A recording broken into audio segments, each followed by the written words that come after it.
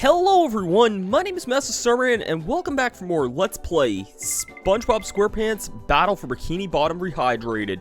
Last time, we mostly finished up in Jellyfish Fields, barring a couple of things that we have in that area, a couple lost socks, but otherwise we have all the spatulas. Some of the socks we can't really get right now, but we'll be back to that level at some point later on down the line. So yeah, in this video, we're not going to waste too much time. We're going to head straight on to the next world. Really quickly, I want to mention that off camera, I did change with the custom button mapping in the Switch menu settings here, basically switching the A and the B buttons. The control scheme is way better this way. I'm just going to say that. It's night and day how much better I like this control scheme. The only problem is I gotta do that at the beginning and end of every single session, but that's not a huge deal, I don't think. Downtown Bikini Bottom. Once a bustling metropolis, now a debris-covered crater. SpongeBob, the robots are destroying downtown Bikini Bottom. We have to evacuate! All right, but it's gonna take a while to get all this dust. Not vacuum, evacuate! We have to get everyone to safety. Can we just load them up in the boats? That won't do any good. Why not? Because the robots have taken all the steering wheels. Couldn't we just drive in a straight line? No, there are too many turns. Those fiends, they've thought of everything. Never fear, Mrs. Puff. I'll get those steering wheels back. SpongeBob, if you're involved, I always fear. But I tell you what, if you can pull this off, I'll give you a golden spatula. How about a driver's license instead? Nice try. So yeah, starting up here in downtown Bikini Bottom here. Presents. This is the world where I think things start to ramp up a tiny bit, but not too dramatically here. We have our level objective here being a couple of these, like, wheels rather than just one thing at the end of a level here. This level's a lot more open than, kind of how, downtown, or than how Jellyfish Fields was. So, I'm trying to remember this area here. I know there is something in this area here. You kind of just have to let this cannon blow up a bunch of stuff for you here.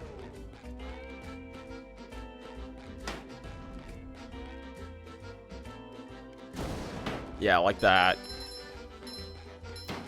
And if I remember right, you gotta do this for all of these things.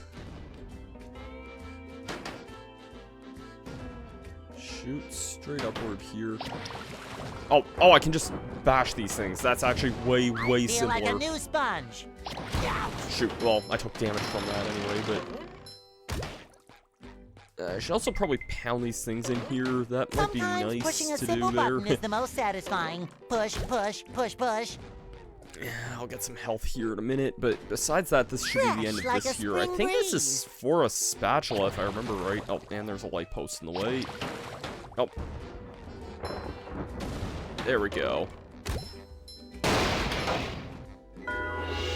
Yep, that is in fact a spatula.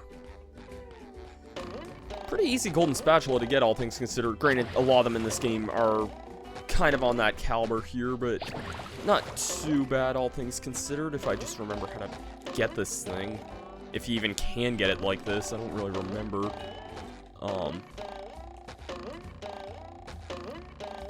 Like that. Yeah, so, starting up here at downtown, this is kind of the world where I don't really remember a whole lot of this, which is weird, because I was actually just playing this world the other night, actually. Like, I was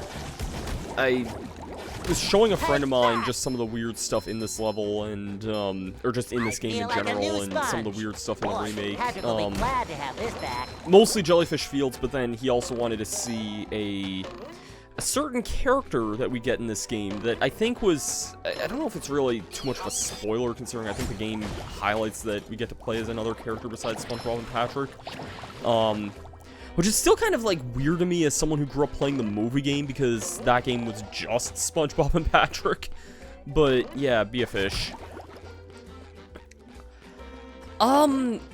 Yeah, so I played a little bit of this level, about, like, I'd say about half it, but realistically about, like, most of the main level, actually. And, I guess this is a decent time to bring this up here. I don't want to go into this too much, because I have kind of an unpopular and negative opinion on this subject here, but, this game has a pretty popular speedrun community, and I'm pretty sure it's possible to, like, get, like, a frame-perfect, like, spin against some of these, like, things which will blow up in those gates. The reason I don't want to get too into it is I kind of have some mixed feelings towards, like, speedrunning in general. Like, I know, I'll explain this power-up here quickly and then get back to this. This is the Spongebob power-up. It's basically a really, really hard-to-control ball. We have a few seconds to make it through that gate. You get the picture. And new enemy.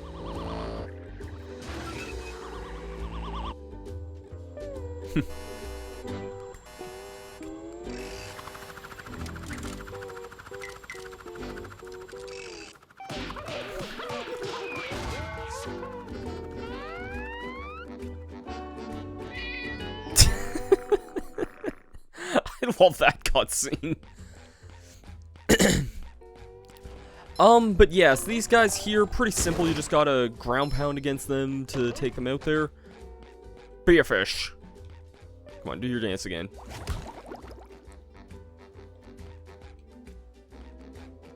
And he's not dancing. Okay.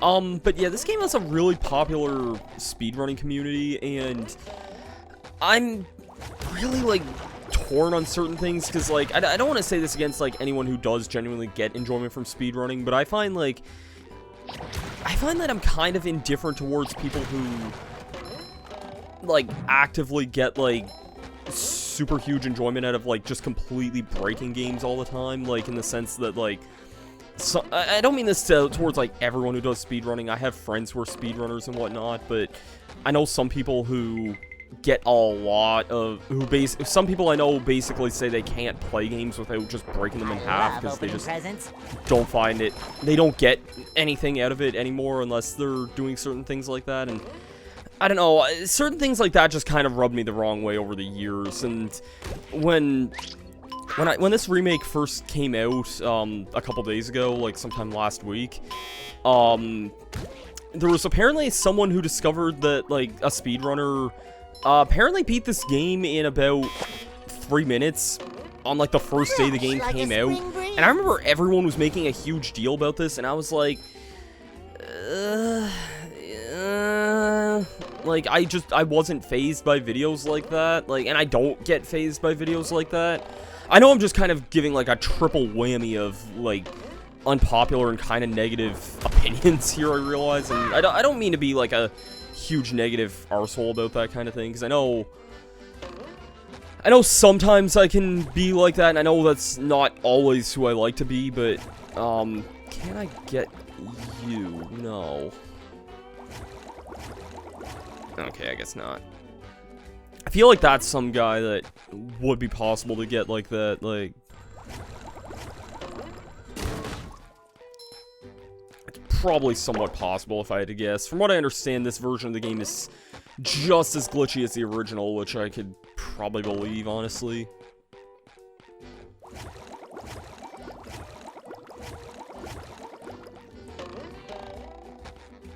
But yeah, we have a lot of those, like, little side areas there that we kind of have to blow up. This part of the game, it always kind of, like, seemed...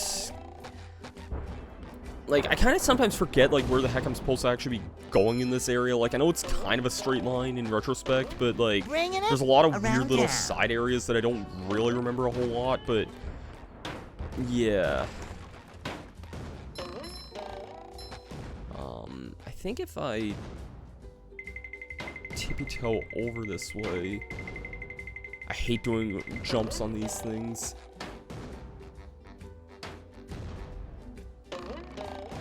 Oh, come on. I mean, there's probably an easier way to get up here than that, but...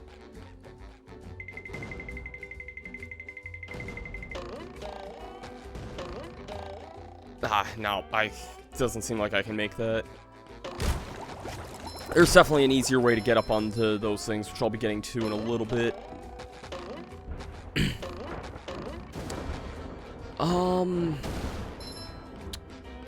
Okay, there is a switch here. When I was showing this level to one of my friends the other night, I did this and just went, so here I am, doing everything I can, holding on to what I am. I don't know why I started doing that song from Tony Hawk, but, I know it's not specifically from Tony Hawk, but it's like the thing that, that's like where that song's probably most well known from, and yeah, it was kind of dumb, but I do some pretty dumb things sometimes. That should be a huge chain of explosions there. Too pretty. Can't take it. It'd be nice if all those could blow up in that too, but whatever. As you see, our shiny object count is gonna be like really, really high by the end of this. It's not really, you don't really need to worry about shiny objects too much here. Just kind of looking around here a little bit, seeing if there's some off the beaten paths here.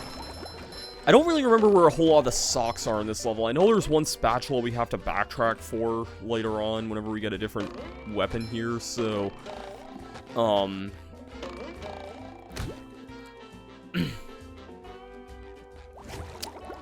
I don't remember what closing that does there, but okay.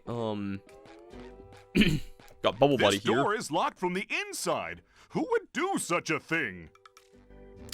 Yeah, really, who would do such a thing, Bubble Buddy?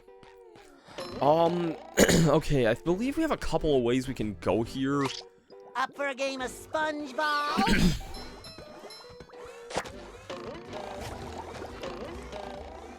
I see we have a wheel up here. That's very nice. Yeah, it's kind of weird how we were focusing on collecting the wheels for a while, and then we just kind of stopped doing that for a little bit. I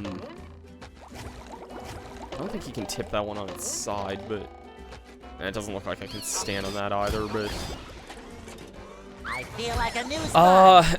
I will open this up here. This is a way to the, I guess I can head here for right now, I guess. The Sea Needle here. Obvious reference to the Sky Needle in Seattle. Seattle's always been one of those places I really wanted to go to, partially because PAX West being held in Seattle every year, but then I've been to PAX in Boston a few times, but I've never been to PAX West, or really anywhere to West for that matter.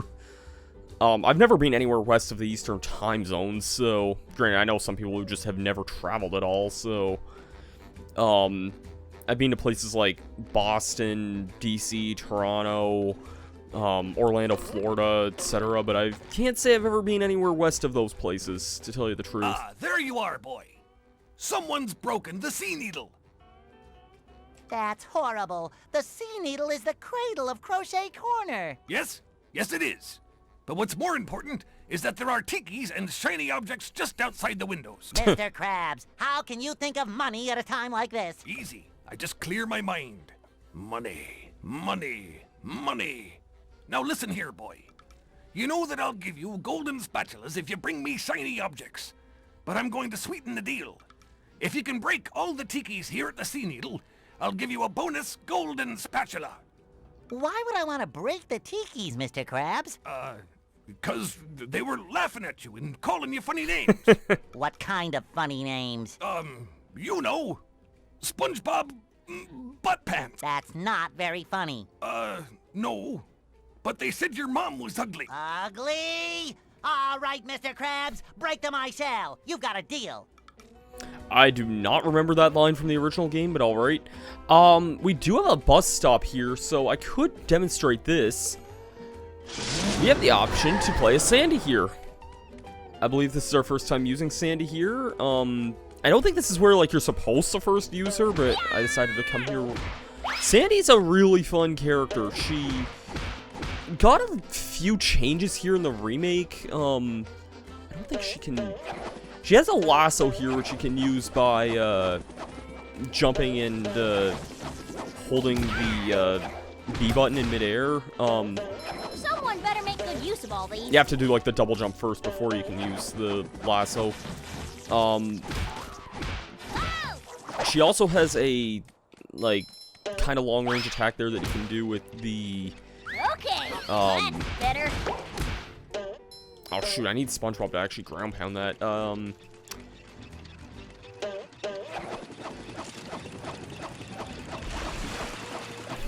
Gotcha. Yeah, Sandy's movement is a little bit strange here. I feel like I should be switching to Can't believe SpongeBob I'm for wearing this, actually. SpongeBob's underwear. That's for messing with Texas.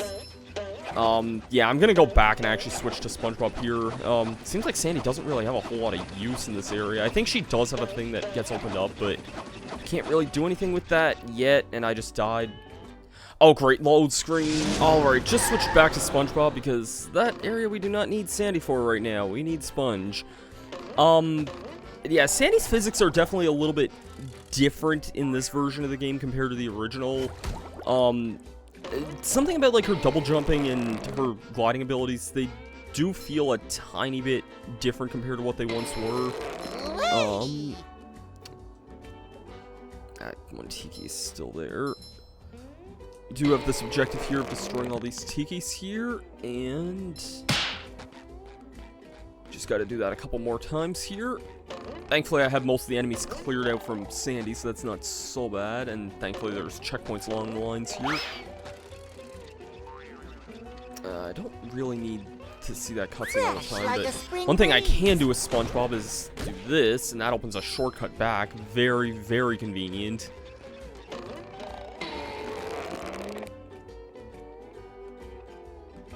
Great, we have explosive ones here. That's just wonderful to see there. Do get a lot of shiny objects from this It area too, though, shines. which is nice. The best spot in the game to get shiny objects is still that one part in Jellyfish Field, even though the death animations take a million years in this game, so I'm might not afraid be of the best heights. spot I'm anymore, not but afraid of heights. it's I'm something not you afraid can of do. heights.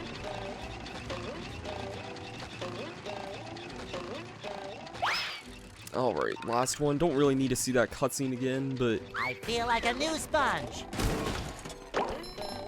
Sometimes pushing a simple open button that is the door most there, which is satisfying. very, very nice. Push, push, And I push, think push. after I do this, that'll probably be it for the video, just because this one's kind of gone on a bit long here. Because I believe after this we will get a golden spatula for our troubles here. Break this. Okay, damn it, there's still one at the very bottom of that. Boing. Boing.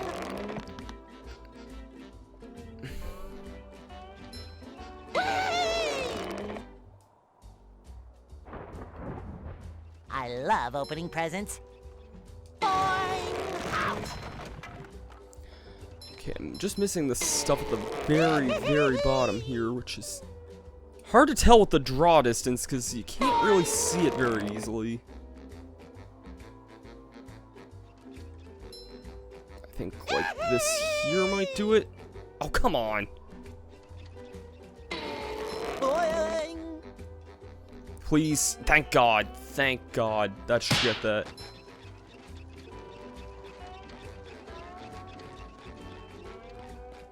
Because I think all that was left was that one stone guy there. Good work, boy. There we go. Here's the golden spatula, like I promised. Yep, we get a golden spatula. And I think that's going to do it for this video. Next time on Spongebob Squarepants Battle for Bikini Bottom Rehydrated, we're going to continue on in downtown Bikini Bottom, because there's still a good chunk of level we have not gone to yet. I'll see you guys for that then. Peace out.